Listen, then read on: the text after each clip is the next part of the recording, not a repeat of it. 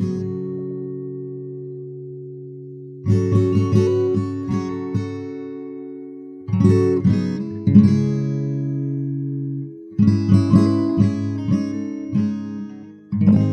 cryptocoin is a unit of cryptocurrency.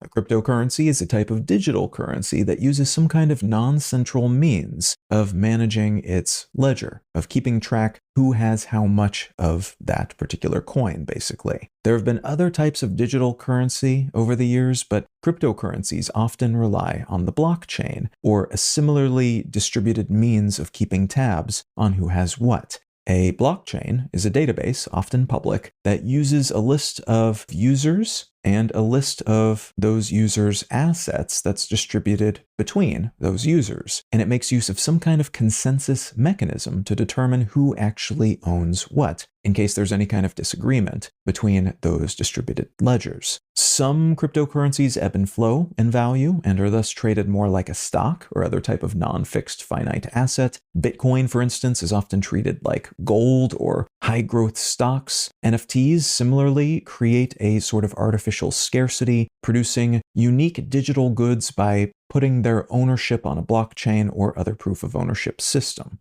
Stablecoins are also cryptocurrencies, but instead of floating, their value growing and dropping based on the interest of would-be buyers. They are meant to maintain a steady, stable value, to be stable like a national currency. In order to achieve this, the folks who maintain stablecoins often use reserve assets to prop up their value. So if you decide to produce a new stablecoin and want to issue 1 million of these coins, each worth $1, you might accumulate 1 million actual US dollars first, put those in a bank account, show everybody the number of dollars in that bank account to prove that you have it, and then it's pretty easy to argue that those stablecoins are each worth $1. Each coin is a stand-in for one of those dollars that you have in the bank. In a lot of cases, the people issuing these coins aim for this approach, but instead of doing a direct one-for-one dollar for coin system, they will issue 1 million coins that are meant to be worth $1 a piece, and they will put $100,000 in a bank account, and then the other $900,000 will be made up of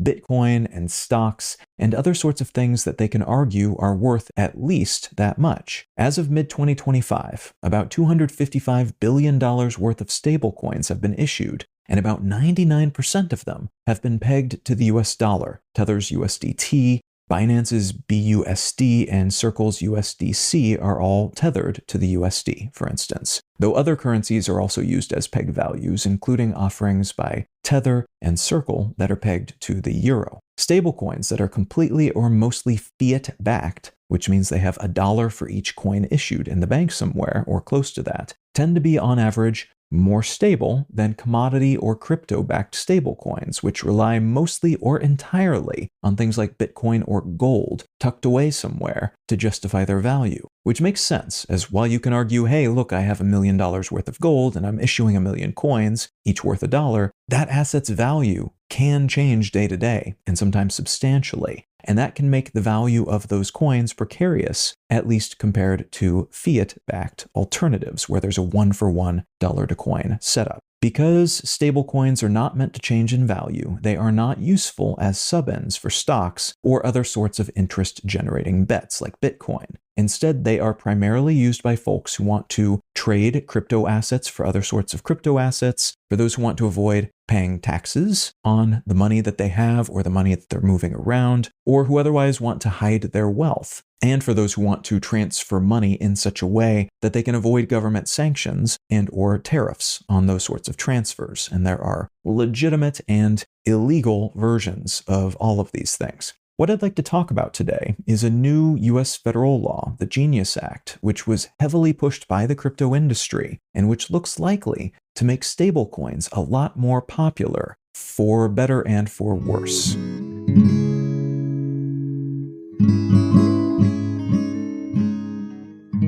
You're listening to Let's Know Things. I'm Colin Wright. I'm able to keep this show ad-free because of support from listeners like you. If you're finding value in what I'm doing here, consider becoming a paid supporter for the cost of a cup of coffee each month at letsknowthings.com. And as a thank you for your helping me keep this show solvent, you'll receive an additional bonus More Things episode each month. All right, let's get back to the show. The Guiding and Establishing National Innovation for U.S. Stablecoins Act, or GENIUS Act, was introduced in the U.S. Senate by a Republican senator from Tennessee in May of 2025, was passed in June with a bipartisan vote of 68 to 30, the majority of Republicans and about half of Democratic senators voting in favor of it, and after the House passed it a month later, President Trump signed it into law on July 18th. Again, this legislation was heavily pushed by the crypto industry, which generously funded a lot of politicians, mostly Republican, but on both sides of the aisle in recent years, as this law serves folks who want to see a broader reach for existing stablecoins and who want to see more stablecoins emerge and flourish as part of a larger and richer overall crypto industry. Folks who are against this act and other laws like it that have been proposed in recent years contend that while it is a good idea to have some kind of regulation in place for the crypto industry, this approach is not the right one, as it basically gives the tech world free rein to run their own pseudo banks without being subject to the same regulations as actual banks, which is not great, according to this argument, as actual banks have to live up to all sorts of standards, most of them oriented around protecting people from the folks running the banks who might otherwise take advantage of them. Those regulations are especially cumbersome in the wake of the 2008 Great Recession, because that severe global economic downturn was in large part caused by exactly these sorts of abuses. Bankers going wild with lending mislabeled assets, those in charge of these banks pocketing a whole lot of money, lots of people losing everything, and lots of institutions going under, leaving those people and the government with the bill, while the folks who did the bad things mostly got off scot-free and often with a lot of money. The goal of these bank regulations is to keep that kind of thing from happening again, while also keeping banks from overtly taking advantage of their customers who often don't know much about the banking options and assets they're being sold on. Allowing tech companies to do very similar things, but without those regulations, seems imprudent then, because first, tech companies have shown themselves to be not just willing, but often thrilled to grab whatever they can and then later get slapped on the wrist for it, moving fast and breaking things basically, but importantly paying the fines for the things that they break after they first make a whole lot more money. And if they're allowed to step into this space without the same regulations as banks, that gives them a huge competitive advantage over those actual financial institutions. It's a bit like if there were a food company that was allowed to dodge food industry regulations and was thus able to cut their flour with sawdust and sell it to people at the same price as the real thing. People would suffer. Their competition, which sells actual flour, would suffer because their costs are higher and they wouldn't be able to compete with a company that doesn't play by the same rules. And the companies that sell the inferior products without anyone being able to stop them would probably get away with it for a while, before then closing up shop, pocketing all that money, and maybe even starting over again with a different name. This is how things work in a lot of countries with weak regulatory systems. And it's how it worked before most of these modern regulations came online. And it creates so much distrust in the economic sphere that things cost more, the quality of everything is very low, and it's nearly impossible to ever punish those who cause and perpetuate harm. That's at the root of many arguments against the GENIUS Act, concerns that a lack of consumer protections will lead to a situation in which we have growing systemic risk, caused by tech entities taking bigger and bigger risks with other people's money, like in the build-up to the 2008 recession, while simultaneously, more legit institutions, the banks playing by the rules, are elbowed out, unable to compete because they have to spend more and work harder to adhere to the regulations that these new players in their industry can safely ignore. It's worth mentioning here, too, that the Trump family has issued their own crypto coins and reportedly already profited to the tune of several $billions as a result of that issuance.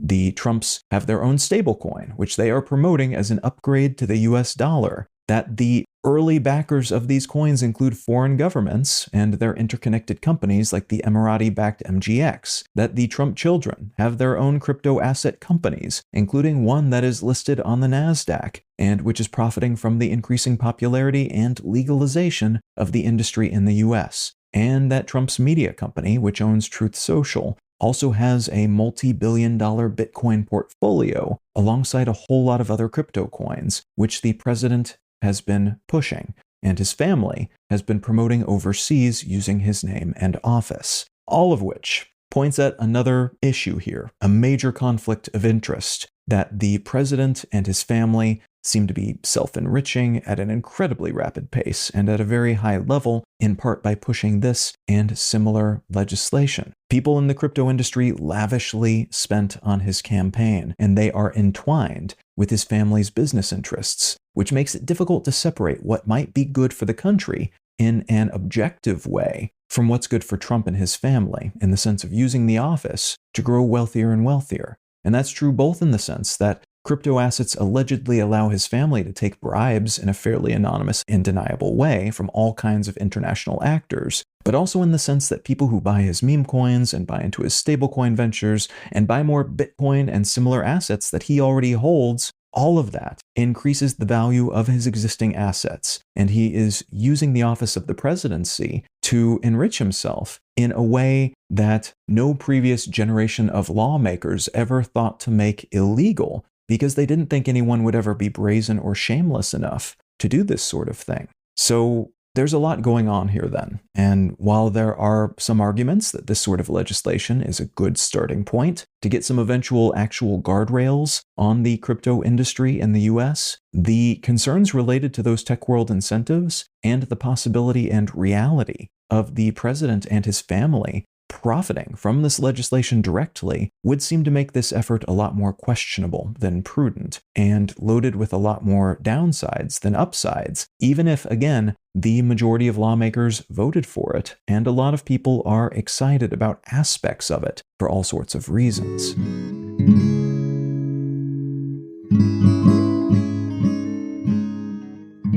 The book I'd like to recommend today is called Throne of Glass by Sarah J. Maas. This is the first book of an extensive series. The books in these series tend to be enormous doorstop-style fantasy books, but it's a very fun read. The main character is an assassin who finds herself at the center of a whole lot of large-scale maneuverings. There's a very big world that eventually emerges in this series, and all of the characters are very interesting, some in a very likable way, some in a not-so-likable way. But there's a reason that this series was so highly recommended to me by so many people before I read it. It's a good page-turner, it's a whole lot of fun, and if you've previously enjoyed any kind of fantasy, you will probably enjoy this, at least on some level. Now, if any of that sounds interesting to you, consider picking up a copy of Throne of Glass by Sarah J. Maas.